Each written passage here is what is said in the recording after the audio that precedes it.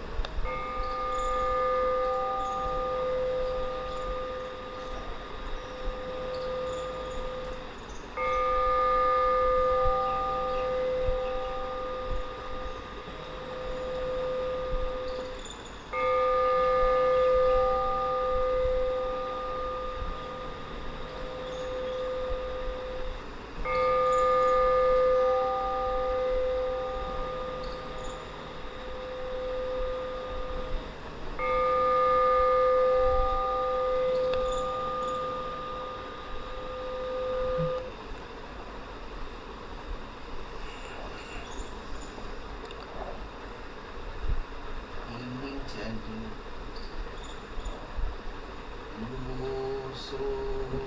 Bhagava Arahan Samma Sambuddho Swakato Yena Bhagavata Dhammo Supatipanno Yassa Bhagavato Savaka Sangho Tamayang Bhagavantang Sadhammang Sasanghang Ime Sakare Iyatarahan Aropite Abhipujayama Sadhuno Bhante Bhagava Parinibhutopi Pachima Janata Nukampamanasa Ime Sakare Dugatapanakara Bhute Patiganhatu Vigaratam Hitaya Sukhaya Araham Sambuddho Bhagava Buddhang Bhagavantang Abhivademi Svakhato Bhagavata Dhammo Dhammang Namasam Supatipanno Bhagavato Savaka Sangho Sanghang Namam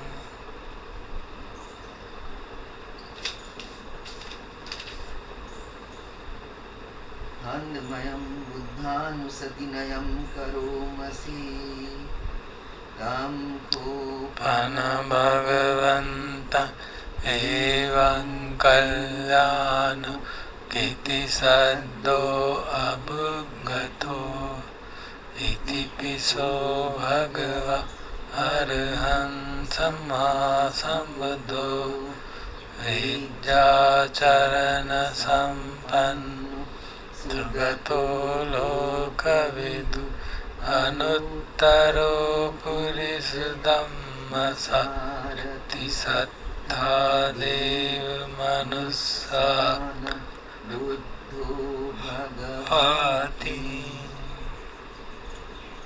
Handmayam Buddha Vigitim Karomasi Buddha Varahanta Haratadi Gunabhiyuto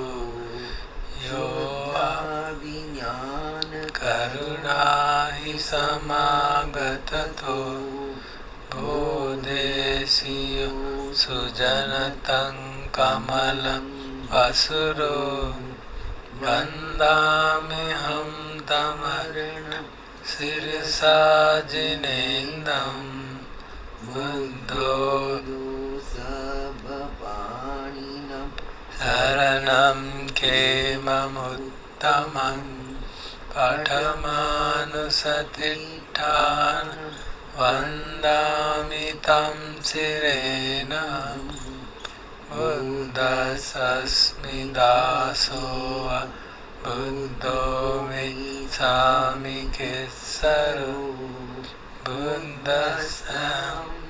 यादीनि शरीरं जीवितं चिदं वन्दन्तोऽहं चरिष्यामि बुद्धस्यैव सुबोधितं नास्ति मे शरणं अन्यं बुद्धो मे शरणं वरम् एतेन सज्जवज्जेन वर्धेयं सत्तु शासने बुद्धं मे वन्दमानेन यं पुण्यं प्रसुतं इदा सर्वेऽपि अन्तरायामि माहेषु तस्य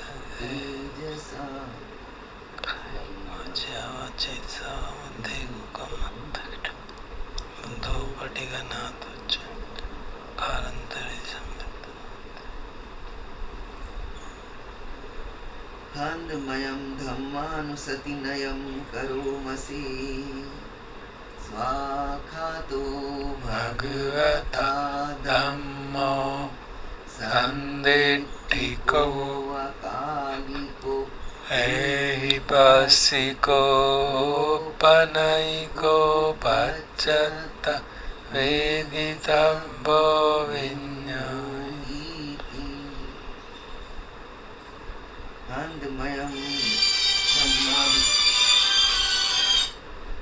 आनन्दमयं धम्माभिगीतिं करोमसि स्वाखाततादिगुणयोगवशेन सेयो यो मग्गपाकपर्यतिविमोक्षभेदो धम्मोकुलोकपठन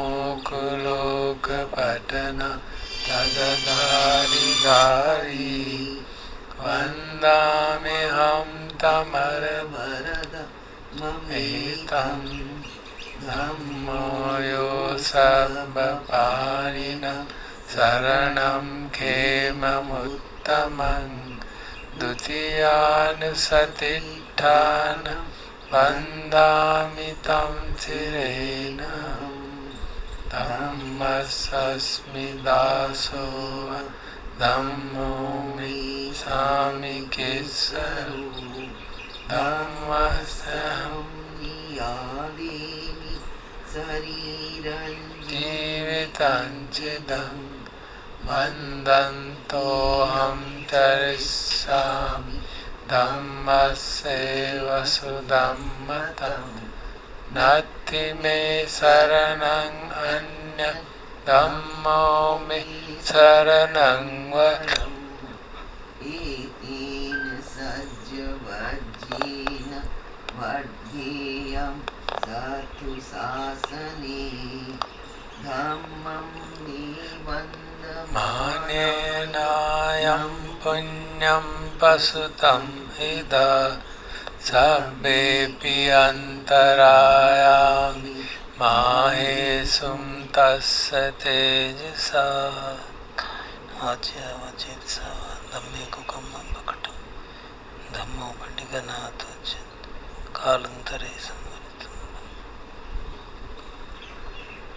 आनन्दमयं सङ्घानुसतिनयं करोमसि सुपटिपन्नो भगवतो सावक संगो उजुपटिपन्नो भगवतो सावक संगो न्यायपटिपन्नो भगवतो सावक संगो सामीचि पटिपन्नो भगवतो सावक संगो यदिदं चत्तारि पुरुषयुग अष्ट पुरुष पुगला एस भगवतो सावक संगो आहुनेयो पाहुनेयो दक्षिणेयो अंजलि करणीयो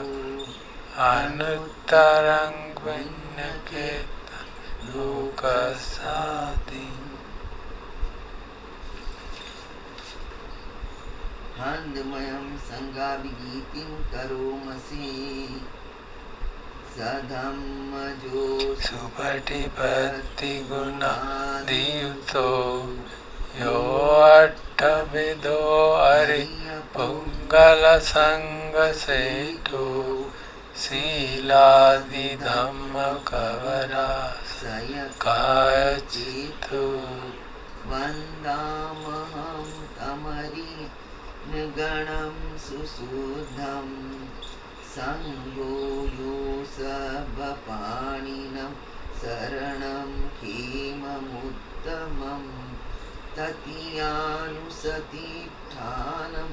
वन्दामि तं सिरेनम् संगस्मि दासो संगो मे सामि किस्सरो संगसहं नियादेमि शरीरं जीवितं चिदं वन्दन्तोऽहं चरिष्यामि संगस्सोपटिपन्नतम् नत्ति मे शरणं अन्य संगो मे शरणं वरम् एतेन सत्यवज्रेण वर्धेयं सत्सुशासने संघं मे वन्दमानाय यं पुण्यं प्रसुतम् इद सभ्येऽपि अन्तरायामि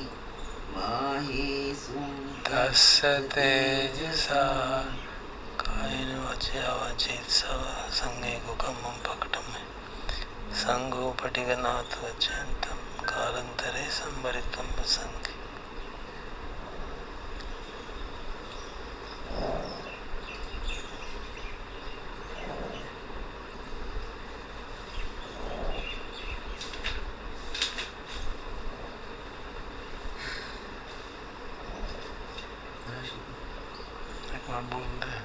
पेज नंबर वगैरह पेज 47 41 41 to 47 टू नहीं सिर्फ 41 और 47 41 सारा नहीं सारा 41 and 47 41 जहाँ तक पूरा शायद अगले में भी है कुछ थोड़ा सा देख लेना बस ठीक है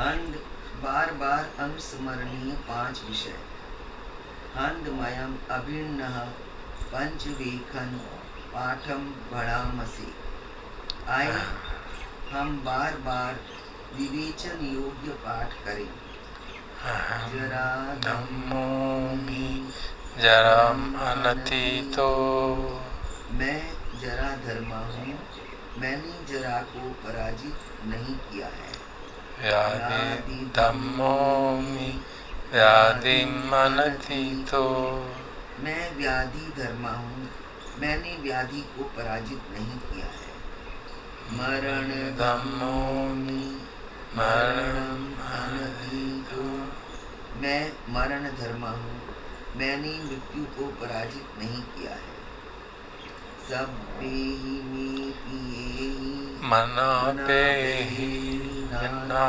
भावो विना भावो सभी मेरे प्रिय मुझे प्रसन्नता देने वाले मुझसे दूर हो जाएंगे बिछुड़ जाएंगे सकामी कम्मदायादो कम्मयोनि कम्मबंधु kamma patisarana yam kammam karisami kalyanam papakam va तस्यायादो भविष्यामि। मैं अपने कर्मों का स्वामी हूँ, कर्मों का उत्तराधिकारी हूँ। कर्म ही मेरी योनि है, कर्म ही मेरा बंधु है, कर्म ही मेरी शरण है। मैं जो भी कर्म करूँगा, कल्याणकारी या पापकारी, उसका उत्तराधिकारी बनूंगा। एवं अम्भे अभिन्नहम पंचवेखितव्यम। इस प्रकार हमें बार बार विवेचन करना चाहिए। पेज 47।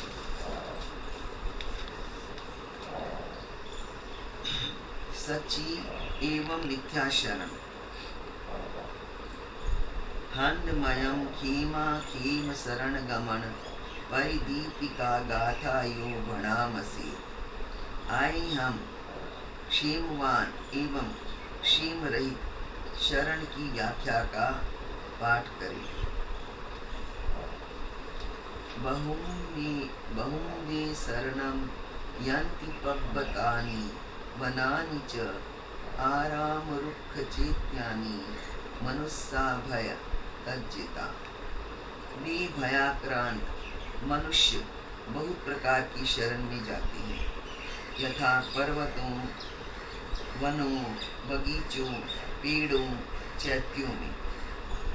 नयेतं को शरणं खेमं, नयेतं शरणं उत्तमं, नयेतं शरणं आगम्य सर्वदुःखापमुच्यते। ऐसी शरण क्षेमवान नहीं है, उत्तम शरण नहीं है। ऐसी शरण में जाने से सभी दुखों से मुक्ति नहीं होती। यो च बुद्धं च धम्मं च संघं च शरणं गतो चत्तारि अरिय सच्चानि सम्मप्पन्याय पश्यति। जो बुद्ध, धम्म एवं संघ की शरण जाता है तथा चार आर्य सत्यों का सम्यक प्रज्ञा से दर्शन करता है। दुःखं दुःख समुत्पादं दुःखस्य च अतिक्रमम् अरियं च अट्ठ अंगिकं मग्गं दुःखोपशमनगामिनम्। दुख, दुख का उत्पाद, दुख का अतिक्रमण एवं आर्य अष्टांगिक मार्ग जो दुख के उपशमन की ओर ले जाता है। एतं शरणं खेमं, एतं शरणमुत्तमं, एतं शरणम् आदाय सर्वदुःखापमुच्यते। ऐसी शरण क्षेमवान है, ऐसी शरण उत्तम है। ऐसी शरण लेने से सभी दुखों से मुक्ति होती है। साध साध साध।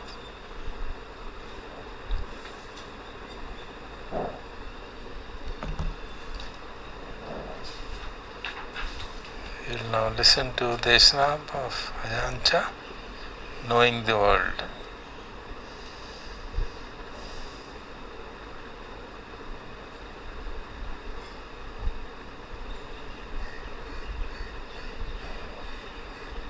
This is the 32nd.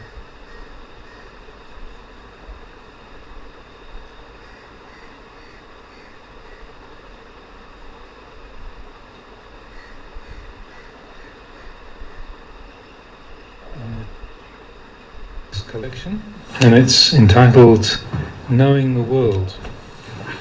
And this was published in the book Everything is Teaching Us under the title Seeking the Source.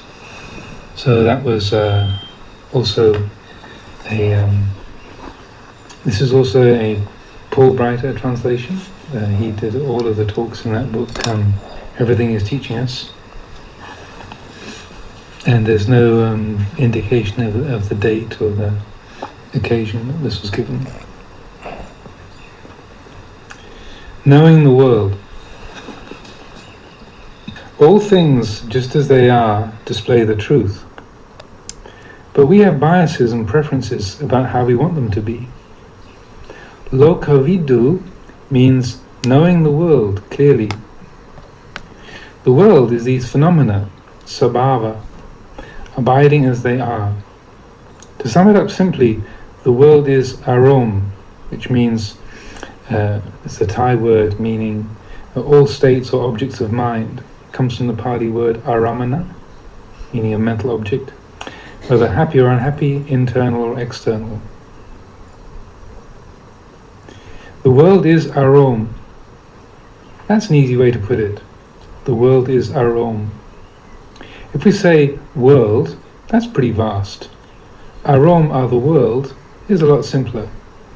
The world is arom. Being deluded by the world is being deluded by arom. Being deluded by arom is being deluded by the world. Lokavidu, knowing the world clearly. However the world is, that's what we should know. It exists according to its conditions, so we should have full present awareness of it. Similarly, we should know sankhara for what they are. Develop wisdom that knows sankhara. Whatever the truth of sankhara is, however they really are, that's the truth we should know. That's called wisdom that accepts and knows without obstacles. We need to develop a mind that has tranquility together with wisdom in control of things. We talk about sila, samadhi, panya, about samatha meditation and vipassana meditation, but they're really all the same matter.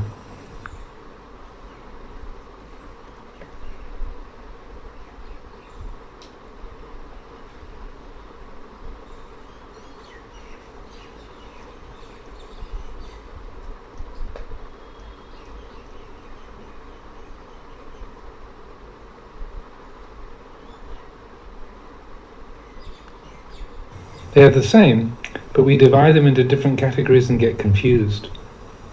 I've often made a simple analogy about it. There are things to compare it to, which can make it easier to contemplate and understand. A little mango later becomes a large, ripe mango. Is the little mango the same piece of fruit as the large one? From the time it's just a bud flowering on the tree, it's the same one mango. As it grows into a small mango and then gets bigger and bigger, almost ripe and then finally ripe, it's only undergoing change. The aspects of practice we talk about are the same.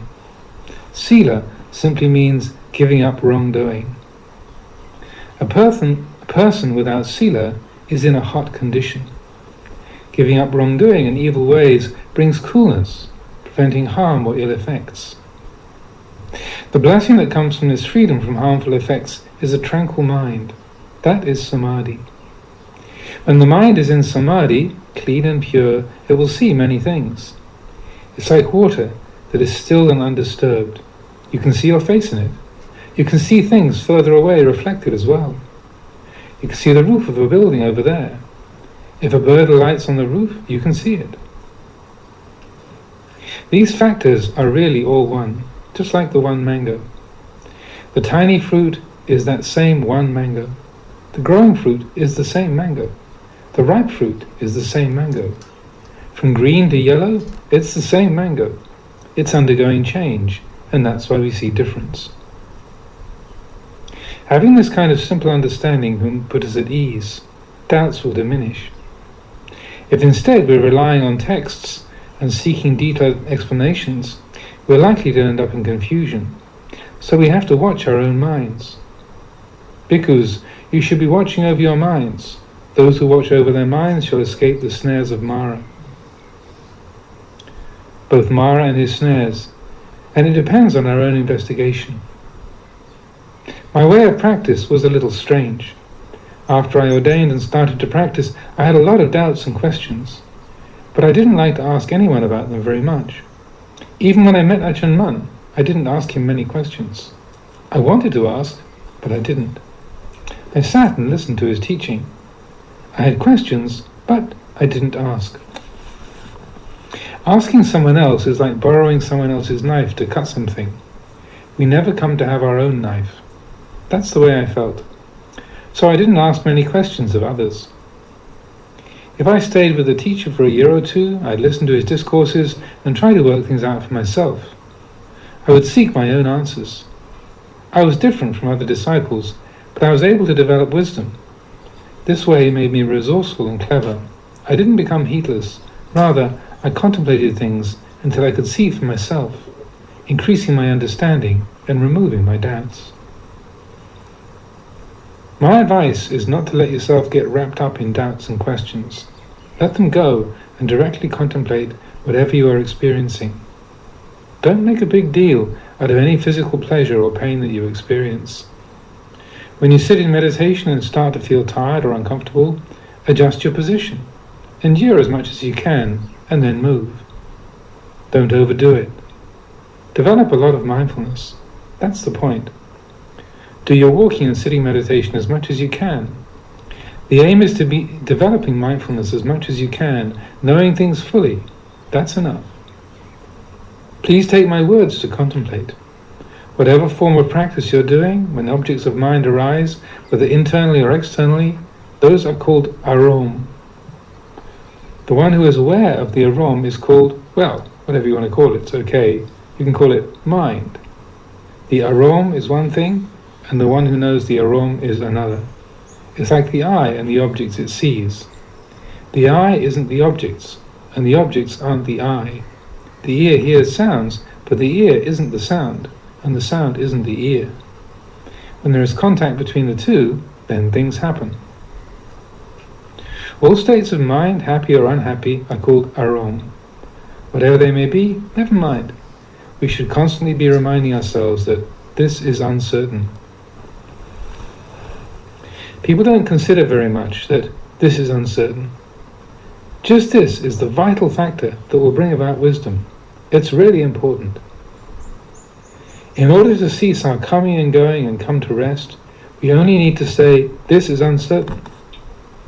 Sometimes we may be distraught over something to the point that tears are flowing. This is something not certain. When moods of desire or aversion come to us, we should just remind ourselves of this one thing. Whether standing, walking, sitting or lying down, whatever appears is uncertain. Can't you do this? Keep it up no matter what happens. Give it a try. You don't need a lot. Just this will work. This is something that brings wisdom. The way I practice meditation is not very complicated. Just this. This is what it all comes down to. It's uncertain. Everything meets at this point. Don't keep track of the various instances of mental experience. When you sit, there may be various conditions of mind appearing, seeing, knowing all manner of things, experiencing different states. Don't be keeping track of them. Literally, count them, and don't get wrapped up in them. You only need to remind yourself that they're uncertain. That's enough. That's easy to do. It's simple. Then you can stop. Knowledge will come, but then don't make too much out of that or get attached to it. Real investigation in the correct way, doesn't involve thinking.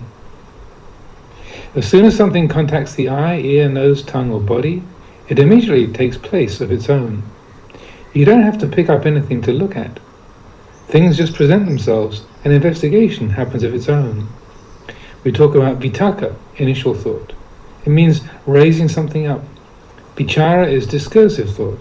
It's investigation, seeing the planes of existence, the bhumi that appear. In the final analysis, the way of the Buddha flourishes through impermanence. It's always timely and relevant, whether in the time of the Buddha, in other times, in the present age or in the future. At all times, it is impermanence that rules. This is something that you should meditate on. The true and correct words of the sages will not lack mention of impermanence. This is the truth. If there is no mention of impermanence, it's not the speech of the wise. It's not the speech of the Buddha or the Aryas. It's called speech that does not accept the truth of existence. All things have need of a way of release. Contemplation is not a matter of holding on and sticking to things. It's a matter of releasing. A mind that can't release phenomena is in a state of intoxication. In practice, it's important not to be intoxicated. When practice really seems to be good, don't be intoxicated by that good. If you're intoxicated by it, it becomes something harmful, and your practice is no longer correct. We do our best, but it's important not to become drunk on our efforts. Otherwise, we're out of harmony with the Dhamma. This is the Buddha's advice. Even the good is not something to get intoxicated by. Be aware of this when it happens. A dam needs a sluiceway so that the water can run off. It's the same for us in practice. Using willpower to push ourselves and control the mind is something that we can do at times, but don't get drunk on it. We want to be teaching the mind, not merely controlling it, so that it becomes aware. Too much forcing will make you crazy. What's vital is to keep on increasing awareness and sensitivity. Our path is like this. There are many points for comparison. We could talk about construction work and bring it back to the way of training the mind. There is a lot of benefit to be had from practicing meditation, from watching over your mind. This is the first and foremost thing. The teachings you can study in the scriptures and the commentaries are true and valuable, but they are secondary. They are people's explanations of the truth. But there is actual truth that surpasses the words. Sometimes the expositions that are derived seem uneven or are not so accessible, and with the passing of time they can become confusing. But the actual truth they're based on remains the same and isn't affected by what anybody says or does. It is the original, natural state of things that does not change or deteriorate. The explanations people compose are secondary or tertiary, one or two steps removed, and though they can be good and beneficial and flourish for some time, they are not subject to deterioration. It's like the way that as population keeps increasing, troubles increase along with it. That's quite natural. The more people there are, the more issues there will be to deal with. Then leaders and teachers will try to show us the right way to live, to do good and solve problems. That can be valid and necessary, but it's still not the same as the reality those good ideas are based on. The true Dhamma that is the essence of all good has no way to decline or deteriorate, because it is immutable. It is the source, the Satya Dhamma, existing as it is. All the followers of the Buddha's way who practice the Dhamma must strive to realize this. Then they may find different means to illustrate it. Over time, the explanations lose their potency, but the source remains the same. So the Buddha taught to focus your attention and investigate. Practitioners in search of the truth, do not be attached to your views and knowledge. Don't be attached to the knowledge of others. Don't be attached to anyone's knowledge. Rather, develop special knowledge. Allow the Satya Dhamma to be revealed in full measure. In training the mind, investigate the Satya Dhamma. Our own minds are where it can be seen. When there is doubt about anything, we should pay attention to our thoughts and feelings, our mental processes. This is what we should know. The rest is all superficial. In practicing Dhamma, we will meet with many sorts of experiences, such as fear. What will we rely on then? When the mind is wrapped up in fear, it can't find anything to rely on. This is something I've gone through. The deluded mind stuck in fear, unable to find a safe place anywhere. So, where can this be settled? It gets settled right at the place where it appears. Wherever it arises, that is where it ceases. Wherever the mind has fear, it can end fear right there. Putting it simply, when the mind is completely full of fear, it has nowhere else to go, and it can stop right there. The place of no fear is there in the place of fear. Whatever states the mind undergoes, if it experiences nimitta, visions, or knowledge in meditation, Example, it doesn't matter. We're taught to focus awareness on this mind in the present. That's the standard. Don't chase after external phenomena. All the things we contemplate come to conclusion at the source, the place where they arise. This is where the causes are. This is important. Feeling fear is a good example, since it's easy to see. If we let ourselves experience it until it has nowhere to go, then we will have no more fear, because it will be exhausted. It loses its power, so we don't feel fear anymore. Not feeling fear means it has become empty. We accept whatever comes our way, and it loses its power over us. This is what the Buddha wanted us to place our trust in. He wanted us not to be attached to our own views, not to be attached to others' views. This is really important. We are aiming at the knowledge that comes from realization of the truth, so we don't want to get stuck in attachment to our own or others' views and opinions.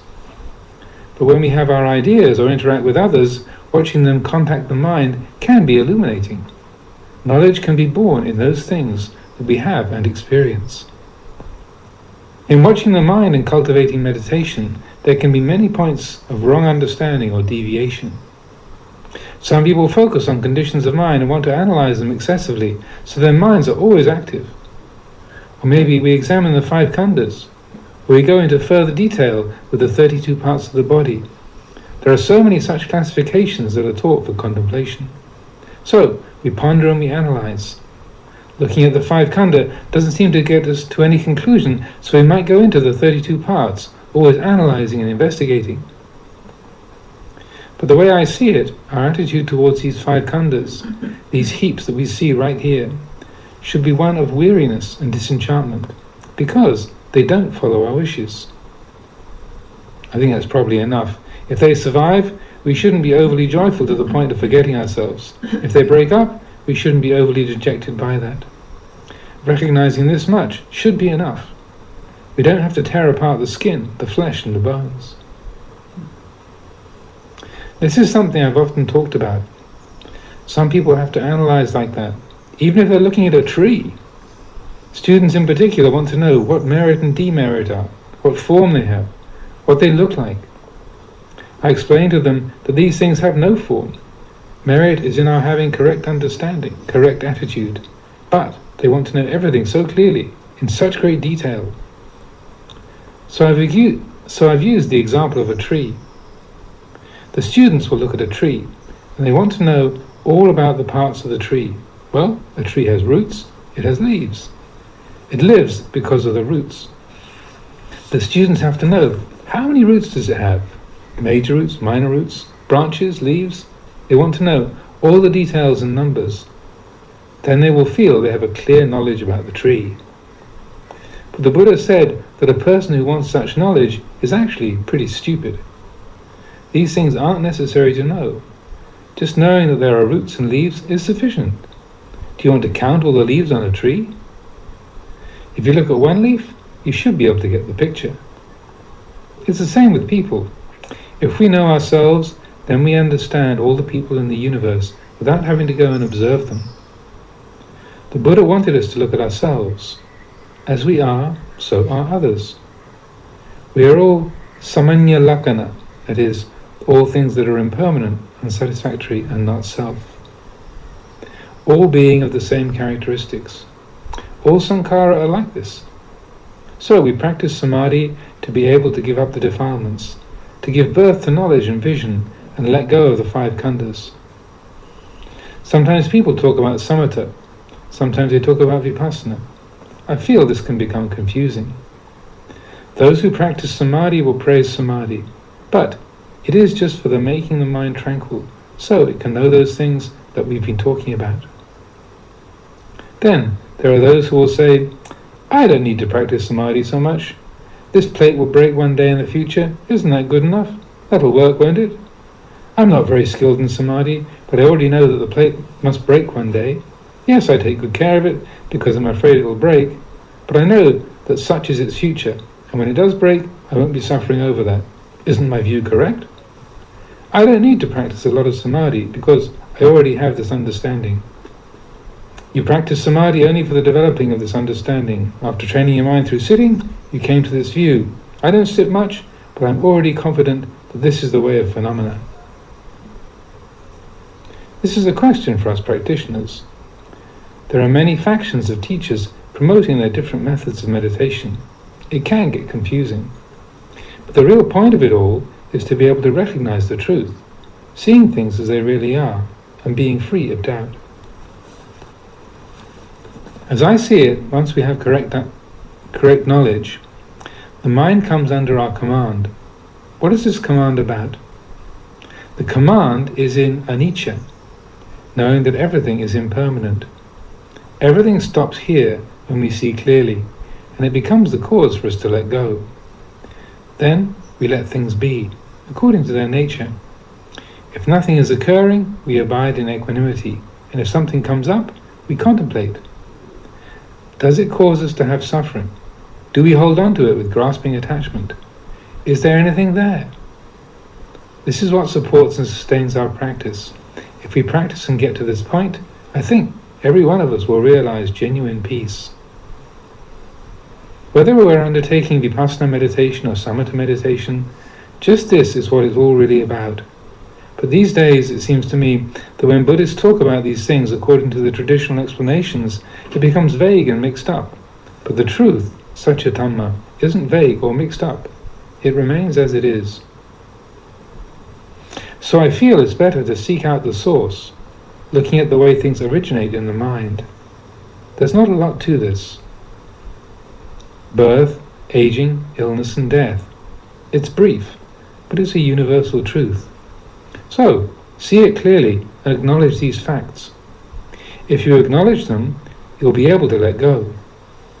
Gain, rank, praise, happiness, and their opposites, you can let them go, because you recognize them for what they are. If we reach this place of recognizing truth, we will be uncomplicated, undemanding people, content with simple food, dwelling, and other requisites of life, easy to speak to and unassuming in our actions. Without difficulty or trouble, we will live at ease. One who meditates and realizes a tranquil mind will be like this. At present, we're trying to practice in the way of the Buddha and his disciples. Those beings had achieved awakening, yet they still maintained their practice as long as they were living.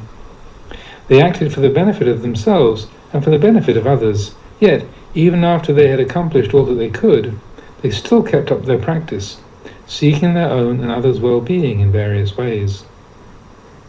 I think we should take them as the model for our practice. It means not becoming complacent. That was their deeply ingrained nature. They never slackened their efforts. Effort was their way, their natural habit. Such is the character of the sages, of genuine practitioners. We can compare it to rich people and poor people. The rich are especially hard-working, much more so than the poor, and the less effort poor people make, the less chance they have of becoming rich.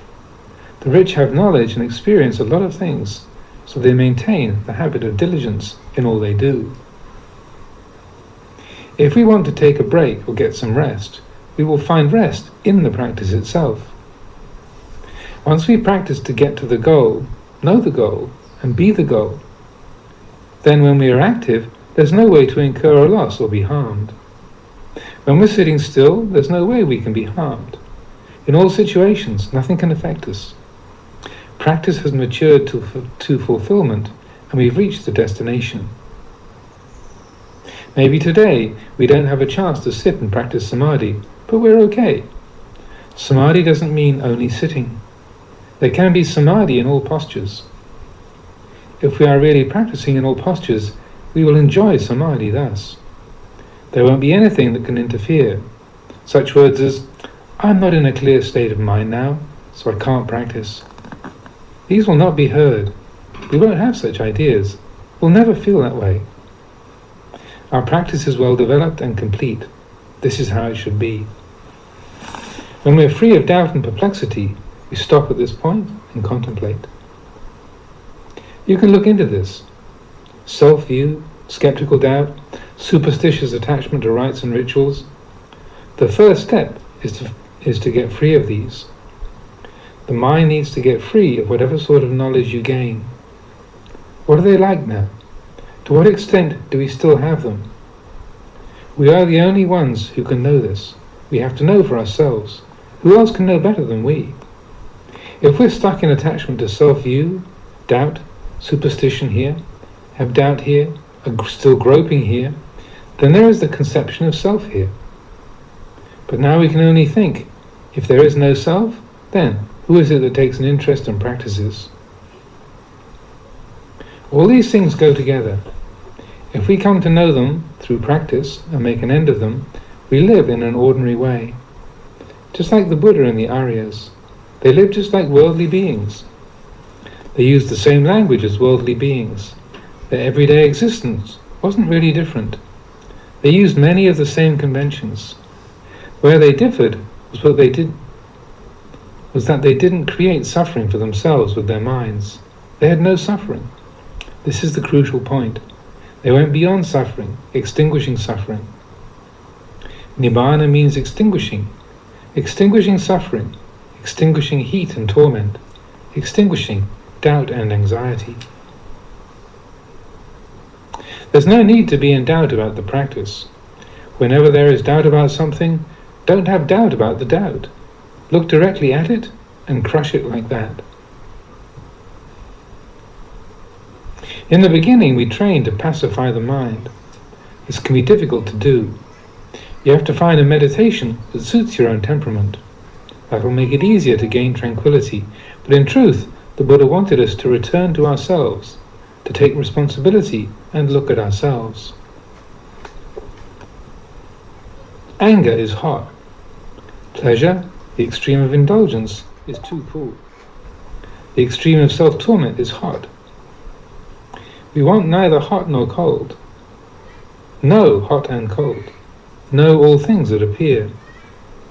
Do they cause us to suffer? Do we form attachment to them? The teaching that birth is suffering doesn't only mean dying from this life and taking rebirth in the next life. That's so far away. The suffering of birth happens right now. It's said that becoming is the cause of birth. What is this becoming? Anything that we attach to and put meaning on is becoming. Whenever we see anything as self or other or belonging to ourselves, without wise discernment to know it as only a convention, that is all becoming. Whenever we hold on to something as us or ours, and then it undergoes a change, the mind is shaken by that. It's shaken with a positive or negative reaction. That sense of self experiencing happiness or unhappiness is birth. When there is birth, it brings suffering along with it. Aging is suffering, illness is suffering, death is suffering. Right now, do we have becoming? Are we aware of this becoming? For example, take the trees in this monastery.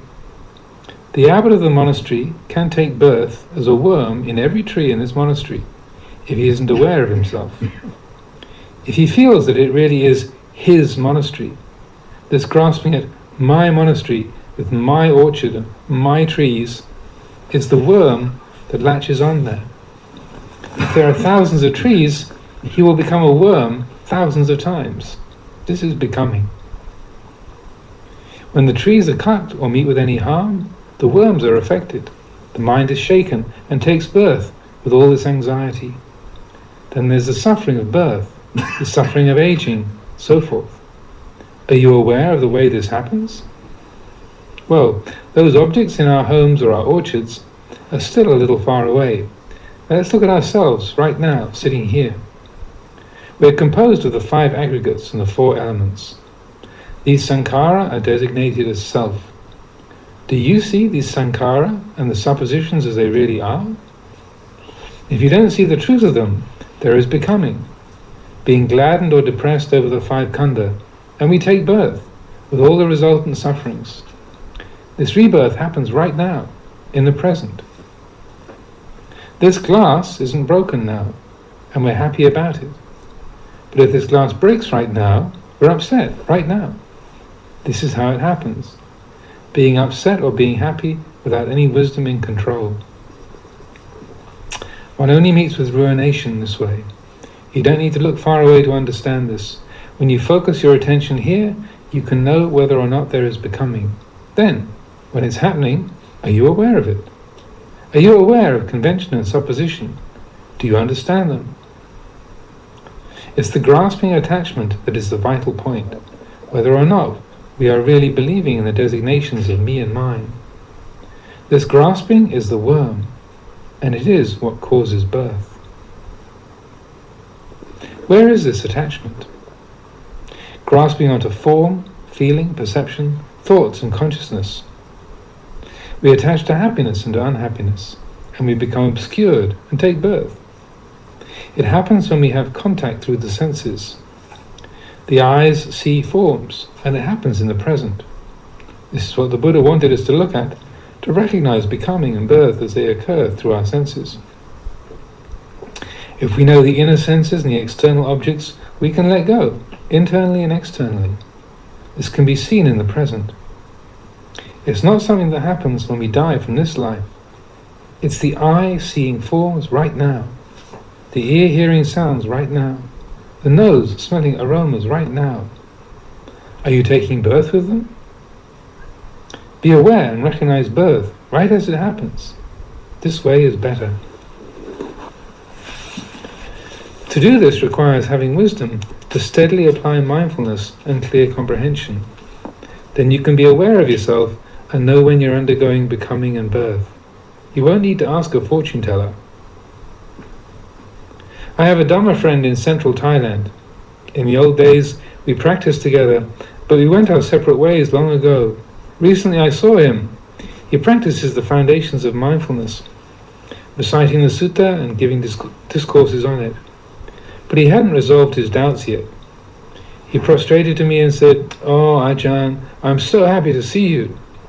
I asked him why. He told me he'd gone to see some shrine where people go for divinations.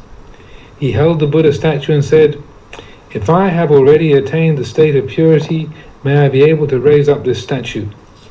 If I have not yet attained the state of purity, may I not be able to raise it up." And then he was able to raise it up, which made him very delighted. Just this little act, which has no real basis in anything, meant so much to him and made him think he was pure. So he had it engraved on a stone to say, "I raised up the Buddha statue and have thus attained the state of purity." Practitioners of the Dhamma should not be like that.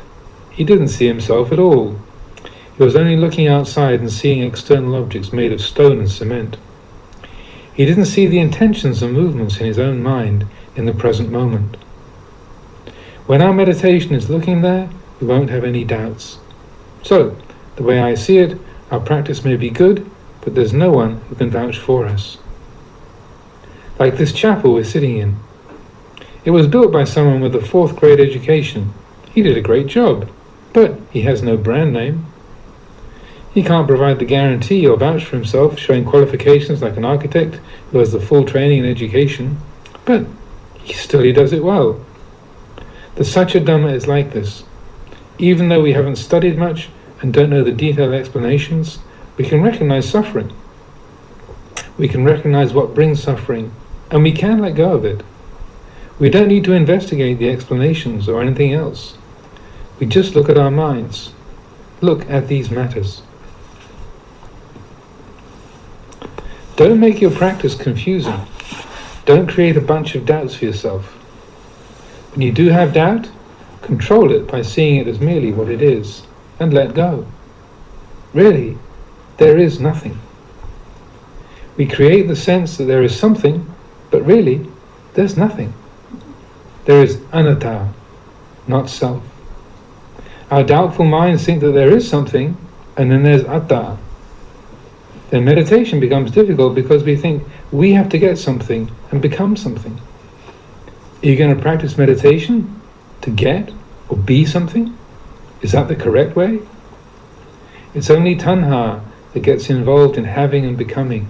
There's no end in sight if you practice like that. Here we're talking about cessation, extinguishing. We're talking about everything extinguished, ceasing because of knowledge, not in a state of indifferent ignorance. If we can practice like this and vouch for our own experience, then never mind what anyone else says. So, please don't get lost in doubts about the practice. Don't get attached to your own views. Don't get attached to others' views. Staying in this middle place, wisdom can be born, correctly and to full measure. I've often made the simple analogy of comparing grasping to the place we live. For example, there is the roof and the floor, the upper and the lower stories. If someone goes upstairs, he knows he's up there. If he comes downstairs, he knows he's downstairs, standing on the floor. This is all we can recognize. We can sense where we are, either upstairs or downstairs. But the space in the middle we aren't aware of, because there's no way to identify or measure it. It's just space. We don't comprehend the space in between, but it remains as it is, whether or not anyone descends from upstairs or not. The Satya Dhamma is like that, not going anywhere, not changing. When we say no becoming, that is the middle space, not marked or identified by anything. It can't be described. For example, these days, the youngsters who are interested in Dhamma want to know about Nibbana. What's it like? But if we tell them about a place without becoming, they don't want to go. They back off. We tell them that this is a place of cessation. It's peace. But they want to know how they will live, what they will eat and enjoy there. So there's no end to it. The real question for those who want to know the truth are questions about how to practice. There was an Ajivaka, a fatalist sect of contemplatives of the time of the Buddha, an Ajivaka who met the Buddha, and he asked, "Who is your teacher?" "I was enlightened through my own efforts. I have no teacher." But his reply was incomprehensible to that wanderer. It was too direct. Their minds were in different places. Even if the wanderer asked all day and all night, there was nothing about it he could understand. The enlightened mind is unmoving and thus cannot be recognized. We can develop wisdom and remove our doubts only through practice, nothing else. So, should we not listen to the Dhamma? We should, but then we should put the knowledge we gain into practice. But this doesn't mean that we're following a person who teaches us. We follow the experience and awareness that arise as we put the teaching into practice.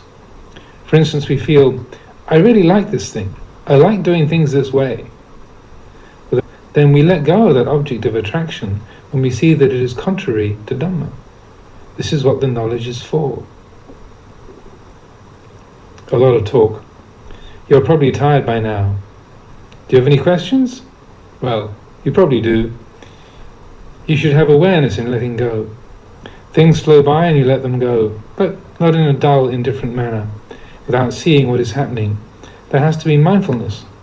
All the things I've been saying are pointing to having mindfulness protecting you at all times. It means practicing with wisdom, not with delusion. Then we will gain true knowledge as wisdom becomes bold and keeps increasing. Anyone? आप लोगों को आवाज़ सुनाई दे रही है? कुछ internet में कुछ गड़बड़ हो रही है यहाँ पे। तो दीप्ति तेरा मैसेज कर दो, are you able to here?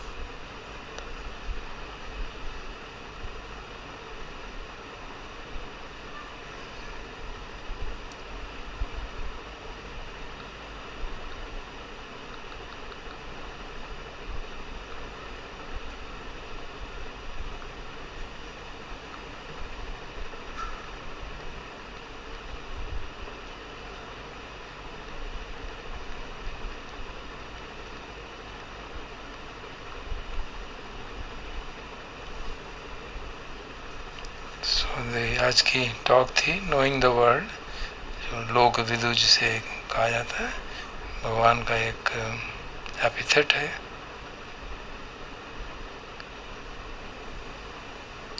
तो अजान कह रहे थे कि संसार जो है एक हमारे मन का एक ऑब्जेक्ट है, आलम्बन है। हम उसको एक अलग से एंटिटी मानते हैं तो दिक्कत होती है।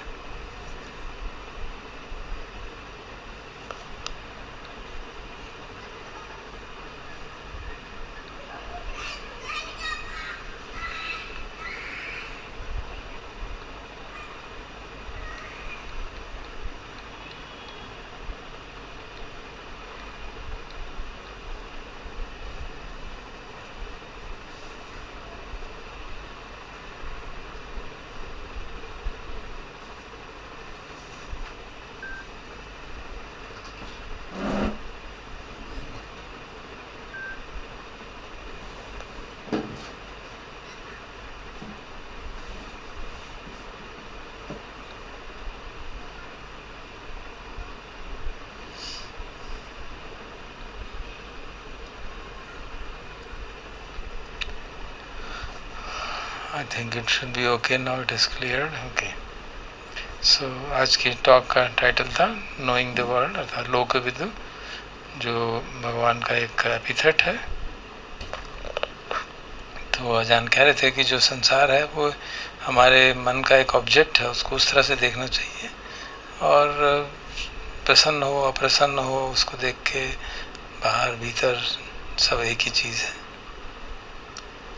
अगर हम उसको संसार को ऐसे देखने समझने लगते हैं, संसार तो लगता बहुत बड़ी भारी बात है और समझते हैं कि हमारे इंद्रियों का एक आलम्बन है, तो लगता है बड़ी छोटी सी बात है। तो ये समझने की बात है कि हम ताकि संसार से हम डिलूड ना हो जाएं, समझे कि एक ऑब्जेक्ट ही है जो हमारी इंद्रियों में, हम इंद्रियों के माध्यम से हम जान पाते हैं। अधिकतर लोग समथ और विपश्यना साधना के भेद में अलग जाते हैं, अटक जाते हैं। तो वो उन्होंने उदाहरण दिया जो कल भी शायद दिया था कि एक छोटा एक पेड़ है जिसमें एक छोटा आम लगा है, फिर धीरे धीरे बड़ा होता है, फिर वो राइप होता है, फिर राइप मैंगो बनता है। तो क्या वो आम बदल रहा है प्रतिक्षण या वही है? तो हम सचमुच में नहीं कह सकते कि वो बदल रहा है, वो वही है या बिल्कुल अलग है। प्रतिक्षण बदलता जाता है, तो लेकिन राइप हो जाता है तो वही मैंगो राइप हो जाता है। इसी तरह से विपश्यना करके हम राइप हो सकते हैं हमारी साधना में, ये इन्फ्लुएंस में निकाल रहा हूँ। तो वो जान कह रहे थे कि जो शील का पालन करते हैं हम शुरू में, उद्देश्य यही है कि हम गलत कामों से बचें ताकि मन शांत रहे। और मन शांत रहेगा तो उसी को समत कहते हैं, समाधि कहती हैं। और शांत रहता है तो अनडिस्टर्ब रहता है, जैसे पानी हो जो हिल ना रहा हो तो उसमें सब चीज़ दिखती है। उसी तरह से अगर शील का पालन ठीक करेंगे तो हमारी समाधि पुष्ट होगी और सब कुछ ठीक से समझ आएगा और फिर उस आधार पे इन्वेस्टिगेट कर सकते हैं। तो भगवान बुद्ध ने बार बार कहा था अपने मन को देखो, जांचो, अपने मन को समझो। अगर मार के चंगुल से निकलना है तो मन को जानते रहो।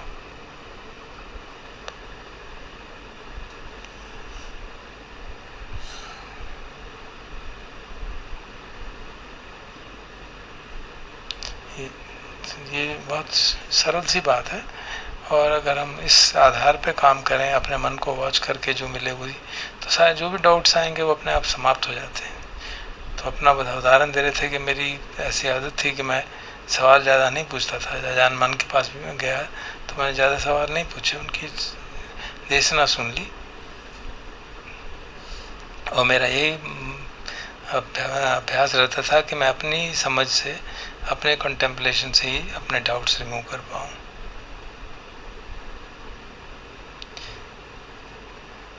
और अगर उस प्रोसेस में कष्ट हो रहा है या सुख आ रहा है तो उसको कोई बहुत महत्व ना दें, क्योंकि वो सब अनित्य है। तो यही मुख्य बात साधना की उन्होंने कहा यही है कि हम अपने आप को जानते रहें और देखते रहें क्या हो रहा है। और उस प्रोसेस में अगर दुख होता है, परेशानी होती है तो उसको महसूस, उसको तितिक्षा करें, उसको एंड्योर करें। हाँ, उसको अतियों में ना जाए। जब ज़रूरत पड़े पोस्चर बदलना है, बैठे हुए नहीं हो रहा, खड़े हो जाएं, चल रहे हैं, वो सब कर सकते हैं।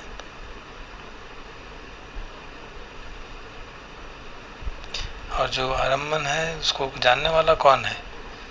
उसको उन्होंने कहा कि हाँ सोच कुछ भी कह दो, चलो मन कह लो। आँख जो है वो नहीं जानने वाली है, आँख है, ऑब्जेक्ट है, लेकिन जानने वाला कोई और है।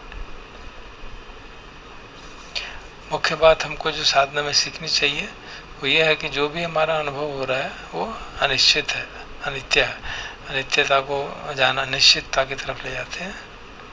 और तो बस सब काम इस आधार पे सारी साधना हो सकती है। चाहे हम सुख में हो, चाहे दुख में हो, चाहे रो रहे हो, कुछ भी हो रहा हो, हमेशा याद रहे ये अनसर्टन है, इट इज़ नॉट श्योर। तो वो हमारे को प्रज्ञा जगाने में बहुत मदद करता है। सिर्फ इतनी सी बात है साधना की, इसी को अगर हम ठीक से पालन करेंगे तो प्रज्ञा जागती है। हमें सब चीज़ों का हिसाब किताब रखने की, कितने का अनुभव हुए, क्या क्या अनुभव हुए, वो सब की ज़रूरत नहीं है। इस समय क्या हो रहा है और उसके प्रति हम अटैच नहीं है। तो बस यही साधना का मर्म है, मूल है। जब इंद्रियां विषयों से मिलती हैं, कुछ ना कुछ होता है, कुछ वितक जागता है, विचार जागता है, सुख जागता है, प्रसन्नता जागती है, तो उसको जाने बस। उसके अनित्य स्वभाव को प्रतिक्षण जानते रहें तो साधना हमारी ठीक होती रहती है।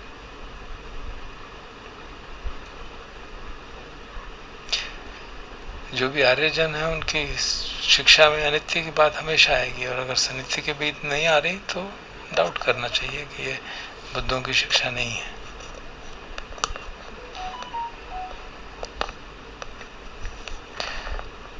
अगर साधना बहुत अच्छी भी हो रही है तब भी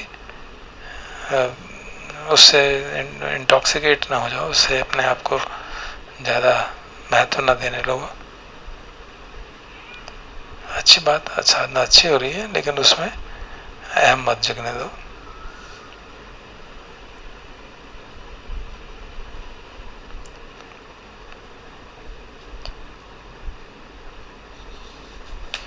जो वास्तविक सत्य है वो शब्दों से बहुत परे होता है, इसलिए उसको अनुभव के आधार पर ही जाना जा सकता है।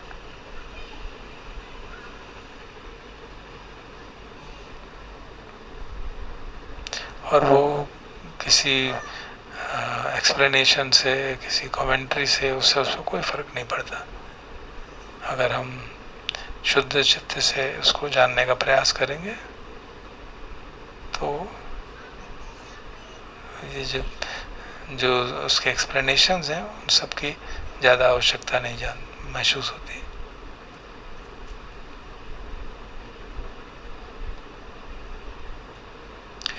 जब एक उदाहरण उन्होंने दिया कि जब किसी राज्य की पॉपुलेशन बढ़ती है, परेशानियां बढ़ती हैं, तो लीडर को उसका फर्ज बनता है कि वो रास्ता दिखाए।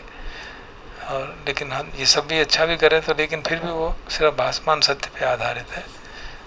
जो सच्ची धर्म की शिक्षा है वो उसमें कोई इंक्रीज कोई डिक्रीज नहीं होता, वो हमेशा एक जैसी रहती है। और उसका मुख्य बात आधार यही है कि हम किसी चीज़ से अटैच ना हो। सुख से या दुख से मन हमारा शांत है नहीं है, किसी से भी हम दुख ना हो, अटैच ना हो। जब भी कभी शंका आए तो देखो मन में क्या हो रहा है, और धीरे धीरे उसी के आधार पे अपने आप शंका हट जाएगी। भय जागे तो भी, कोई भी परिस्थिति मन में जागे, उसको उसी तरह से हैंडल करना चाहिए।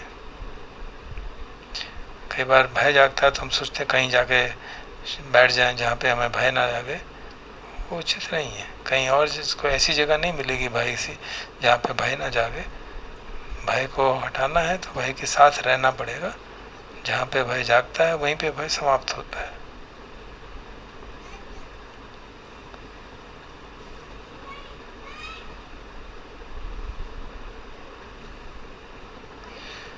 जब कहीं भी हमें जाने का मन ना हो, कोई संभावना ना हो, तो अपने आप हम उस परिस्थिति को फेस करने की कोशिश करते हैं, और जो परिस्थिति है, जो भय है या और कोई विषम परिस्थिति है, उसकी जो कटाव है, जो उसका पावर है, वो कम हो जाती है।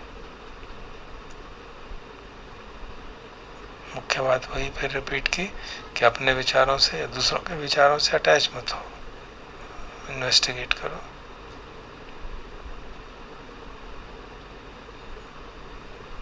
जो भगवान ने 5 खंडों की शिक्षा, 32 पार्ट्स की शिक्षा, उसका उद्देश्य ये है कि हम इन सबको देख के उनके प्रति निबद्धता भाव जागे, डिसएंचेंटमेंट जागे। ये महत्वपूर्ण बात है। बहुत ज़्यादा इन्वेस्टिगेट करने की भी शायद आवश्यकता नहीं है। कई लोगों को बहुत इच्छा होती है जानने की, ये जैसे एक पेड़ है और वो कहेंगे मैं इस सब के बारे में हर चीज़ जानना चाहता हूँ, कितने इसके रूट हैं, कितने इसके ब्रांच हैं, कितने इसके लीव्स हैं, कितने पत्ते हैं। तो ये सब जानकारी का क्या करोगे भाई? इसकी कोई आवश्यकता नहीं है। मेरे विचार में तो जो इस तरह की जानकारी इकट्ठी करता है वो अक्लमंद नहीं है। अगर हम एक पत्ते को ठीक से देख लें तो सारे पत्तों के बारे में मालूम पड़ जाएगा। इसी तरह ब्रांचेस और रूट्स के बारे में। इसी तरह अगर हम अपने को ठीक से जान लें तो हम सभी लोगों को ठीक से जान जाते हैं। जो हमारी कैरेक्टरिस्टिक है, नित्य दुख अनात्ता की, वही सबकी भी कैरेक्टरिस्टिक्स है।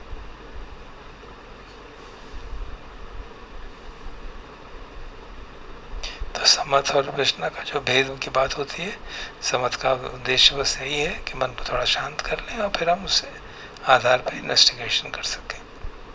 कई लोग कहेंगे नहीं नहीं मुझे समाधि की ज़रूरत नहीं है, समाधि से तो मुक्ति नहीं होती। कई लोग कहेंगे कि समाधि के बगैर विपश्यना नहीं हो सकती। इस चक्कर में मत पड़ो, अपने आप इन्वेस्टिगेट करो अपने मन की क्या स्थिति है और खुद निर्धारित करो कितनी अधिक अभ्यास करने की आवश्यकता है और कितना विपश्यना करने की आवश्यकता है। आजकल कई टीचर आते हैं, अलग अलग तरह से सिखाते हैं, और मुख्य बात सभी की यही रहती है कि जो भी अनुभव हो रहा है वो अनित्य है और उसको प्रति चिपकाव नहीं करना चाहिए। अगर कुछ अराइज नहीं होता, चित्त शांत रहता है, तो इक्वानिमिटी में बैठे रहिए। कोई चीज़ अराइज होती है, कोई दुख आता है, तो फिर आप इन्वेस्टिगेट करिए।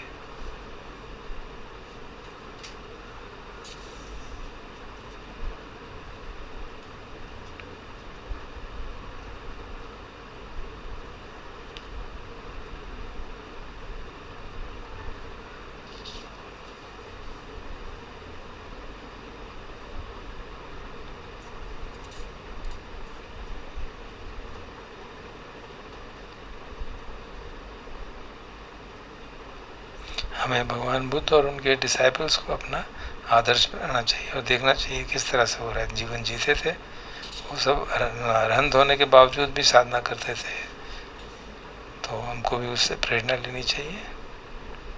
किस तरह से उन्होंने मेहनत की और संत बने, उससे हमें प्रेरणा लेनी चाहिए।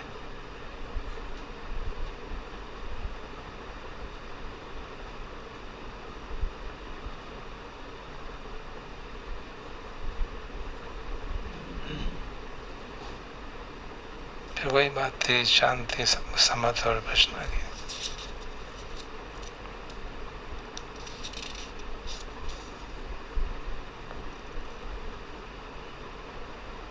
फिर आत्म भाव की या अनात्म की बात थी कि अगर हम अटैच हो जाते हैं सेल्फ यूज से, तो फिर अपनी सेल्फ उसके आधार पर साधना करेंगे तो उतना लाभ नहीं होता।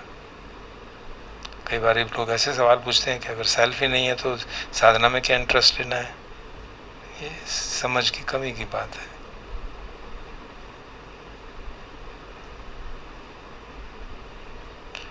अगर हम भगवान बुद्ध के और उनके शिक्षा को देखें तो देखते हैं कि उनके समक्ष भी ऐसी कंडीशनिंग आई थी, परिस्थितियाँ आई, लेकिन कभी भी उन्होंने उसके प्रति कोई दुख का अनुभव नहीं किया, दुख नहीं बनाया उनको।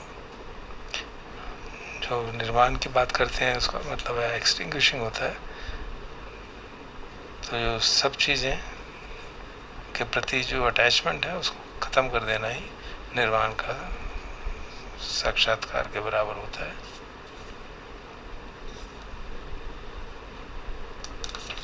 फिर वही डाउट की बात थी कि डाउट हो तो अपने खुद उसको इन्वेस्टिगेट करके निकाल दो।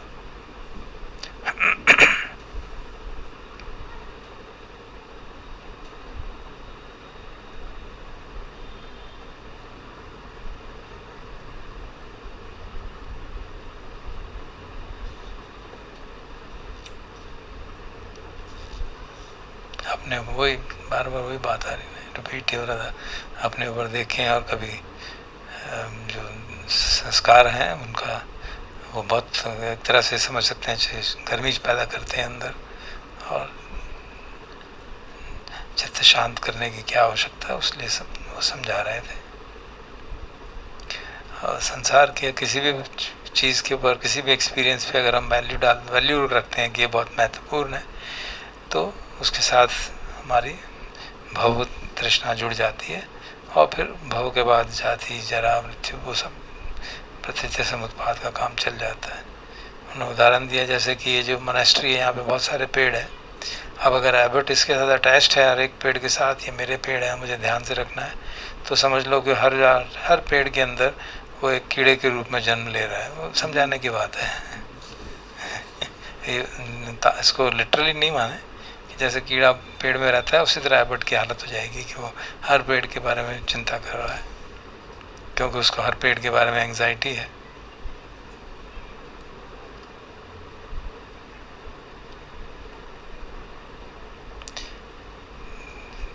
ध्यान कर रहे हैं, 5 खंडा का ध्यान कर रहे हैं, 4 एलिमेंट्स का ध्यान करें, धातुओं का। मुख्य बात ये याद रखें कि जो भी है मन में उखड़ रहा है वो सब अनित्य है, संस्कार सभी अनित्य हैं। जैसे कप है, इसको अगर हम ये माने कि पहले ही टूटा हुआ है तो जब ये टूटेगा तो हमें कष्ट नहीं होगा, तो उसके प्रति जो उपादान है, अटैचमेंट है, वो उतना स्ट्रांग नहीं होगा।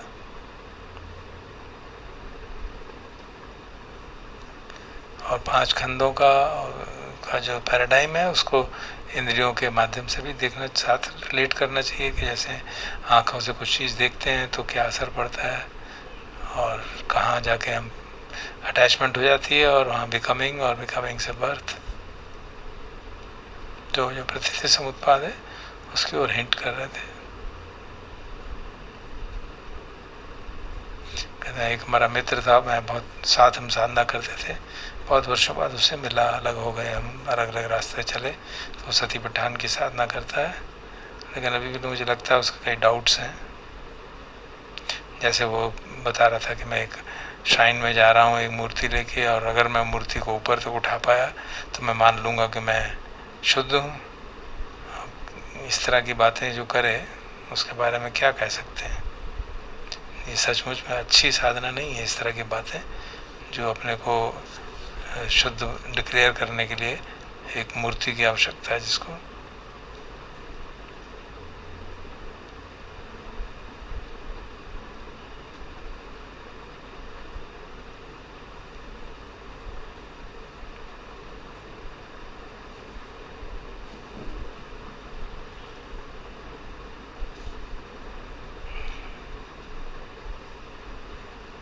जैसे हम यहाँ बैठे हैं, कुछ शब्द सुन रहे हैं, कुछ चीज़ें देख रहे हैं, उनसे अगर दुख का अनुभव होता है किसी कारण से, तो फिर 4 आर्य सत्यों के पैराडाइम से उसको इन्वेस्टिगेट कर सकते हैं। फिर एक बार फिर वही डाउट के ऊपर दोबारा आ गए कि अगर डाउट आता है तो ध्यान से देखो, कुछ नहीं है, वो उसके शून्य है। और हाँ, ये बात एक बार फिर कहा कि अगर आप इस भाव से काम करोगे कि मुझे कुछ प्राप्त करना है, मुझे कुछ बनना है, तो साधना सारी गड़बड़ा जाएगी। साधना का उद्देश्य है निरोध, समाप्ति, कुछ अचीव करने की बात नहीं है।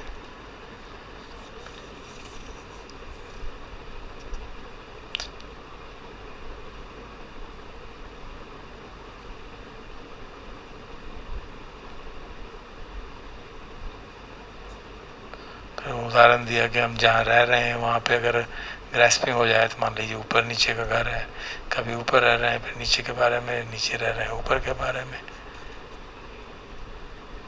और जो बीच का है मिडल, वो हमसे कॉम्प्रहेंड नहीं होता है। पहले भी एक बार ऐसी उदाहरण दे चुके हैं वो।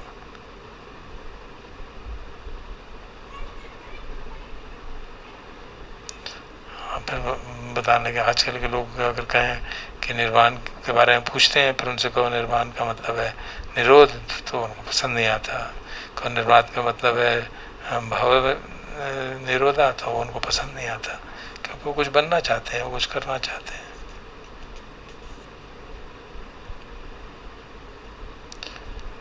फिर उन्होंने उदाहरण दिया भगवान बुद्ध का, जब वो पहले वहाँ की तरफ जा रहे थे, वाराणसी की तरफ से, रास्ते में उनको आजीवक मिलता है उपका, तो पूछता है कि तुम्हारे कौन टीचर हैं?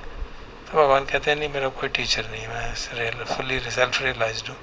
तो उसको समझ ही नहीं आती ये बात, क्या कह रहे हैं। तो प्रश्नों की अपनी सीमा है, वो ये मेरे ख्याल से ये इंडिकेट कर रहे थे कि मुख्य बात ये है कि हम धर्म को सीख के उसको प्रैक्टिस में लाएं। ऐसा धर्म पढ़ने की आवश्यकता है, ऐसा नहीं कहते कि नहीं है, लेकिन सिर्फ पढ़ने से कुछ नहीं होगा। उसको जितना प्रैक्टिस में लाएंगे, अपने अनुभव पे समझेंगे, तभी जाके उसका लाभ होगा। मुख्य बात यही है कि जानो और let awareness and let go and protect mindfulness at every time. हर समय सजग रहिए, और जो भी सजगता में जो भी आरंभन आता है उसको त्याग दीजिए, उसके साथ चिपकिए मत।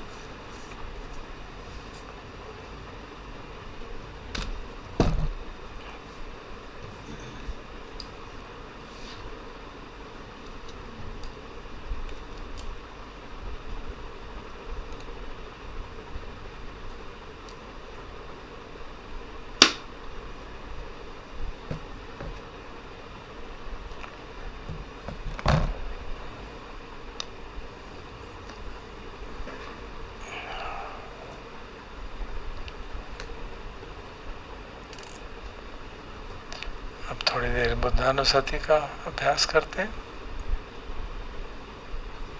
अब हम कई बार चर्चा हो चुकी है क्या उद्देश्य है, कैसे करना है। हर एक जो बुद्ध वंदना का हर एक शब्द पे रिफ्लेक्ट करना है ताकि मन में मोद जागे, इंस्पिरेशन जागे, श्रद्धा जागे। तो आज ज़्यादा उसका मैं एक्सप्लेनेशन नहीं दूंगा, जस्ट रिसाइट एक एक शब्द पे रुक के थोड़ी थोड़ी देर, और हम अपने आप अपनी समझ से जितना हमने अभ्यास किया उसके आधार पे हर शब्द का मतलब, हर शब्द का जो भावार्थ है उसको समझने का प्रयास करेंगे और भगवान बुद्ध के गुणों को मन में याद करेंगे। हर शब्द के अर्थ से वो गुण समझ स्पष्ट हो जाते हैं।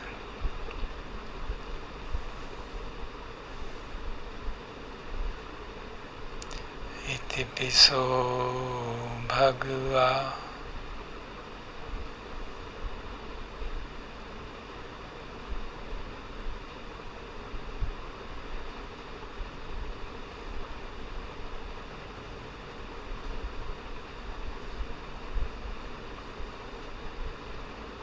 अरहं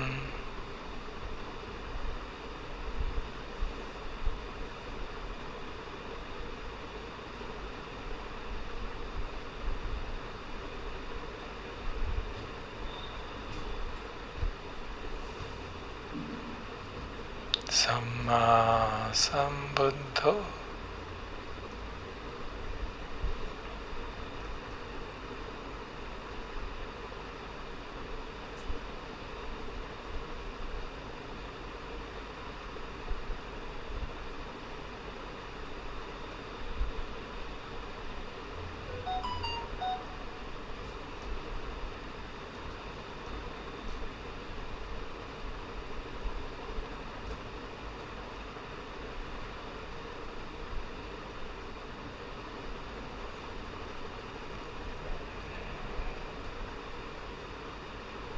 विंध्याचरण संपन्नो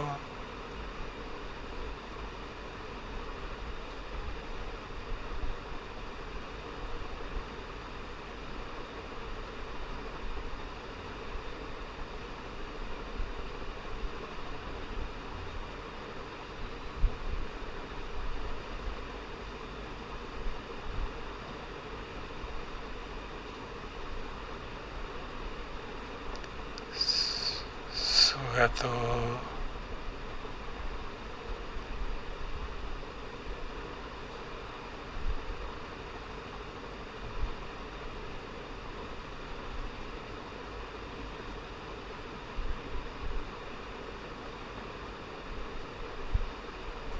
लोकविदु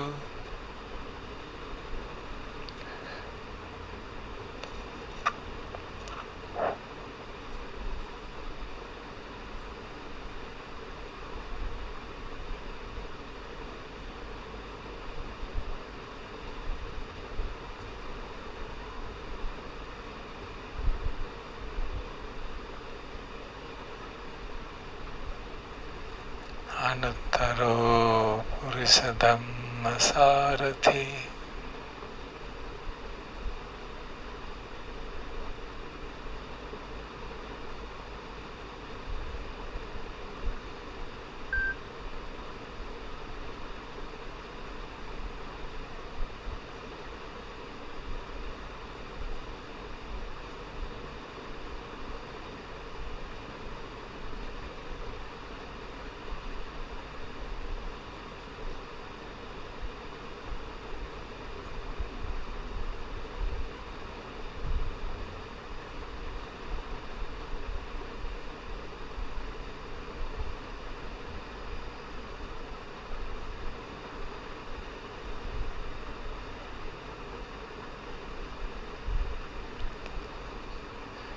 अनुत्तरो पुरुष धम्म सारथि। बहुत सारे उदाहरण।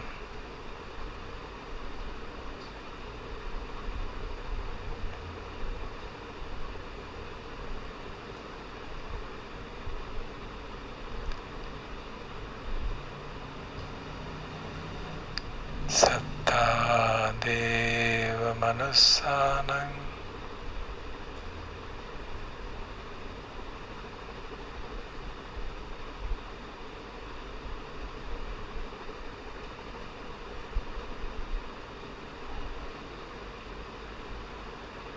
Buddho Bhagavate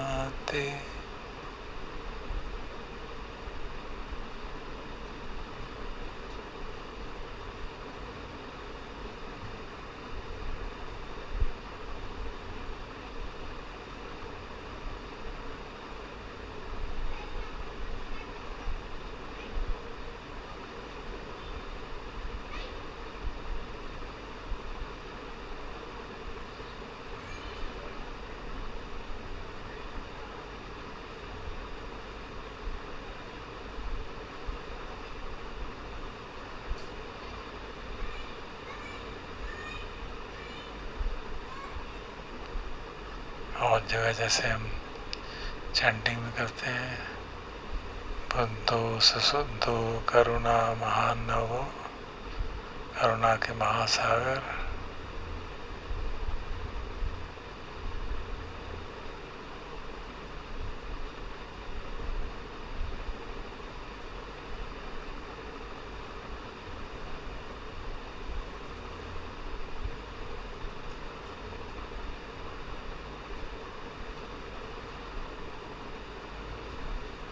धम्मो च देशितो निहानिको उपसम्मिको परिनिब्बानिको संबोधगामी सुगतः भवेदितो। ऐसा धर्म सिखाया जो सीधा निर्वाण की ओर, बोधि की ओर ले जाता है।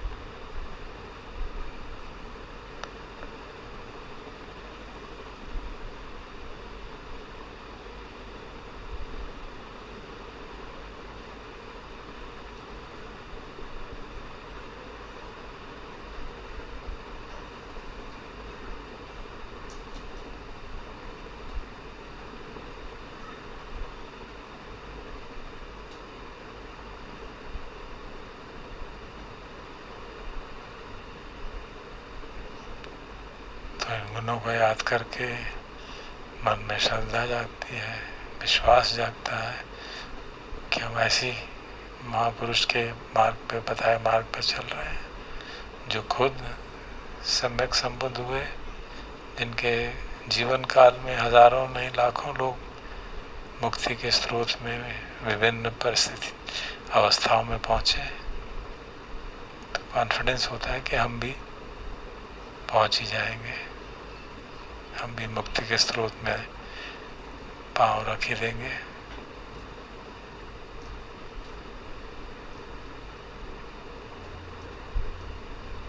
हम भी प्रयास करके अपने सभी अंतर्मन के दुश्मनों, राग, द्वेष और मोह को हटा देंगे, हटाने के प्रयास में लगे रहेंगे।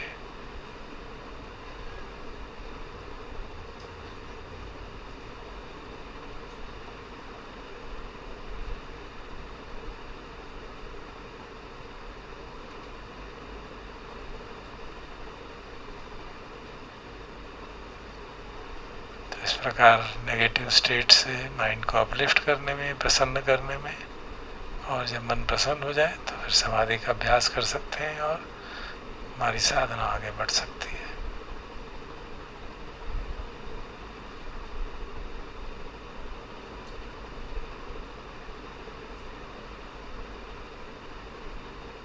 हम समापन करते हैं। भवतु सब्ब मंगलं रक्षन्तु सब्ब देवता सब्ब बुद्धानुभावेन सदा सोत्ति भवन्तु ते। भवतु सब्ब मंगलं रक्षन्तु सब्ब देवता सब्ब धम्मानुभावेन सदा सोत्ति भवन्तु ते। भवतु सब्ब मंगलं रक्षन्तु सब्ब देवता सब्ब संघानुभावेन सदा सुद्धि भवन्तु ते।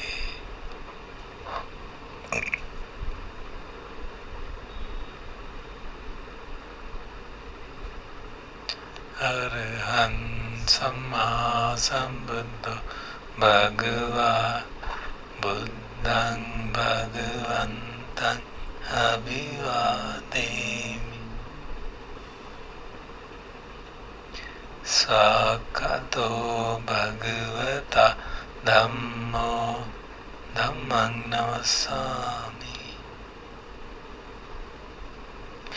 सुपटिपन्नो भगवतो सावक संघो संघं नमामि।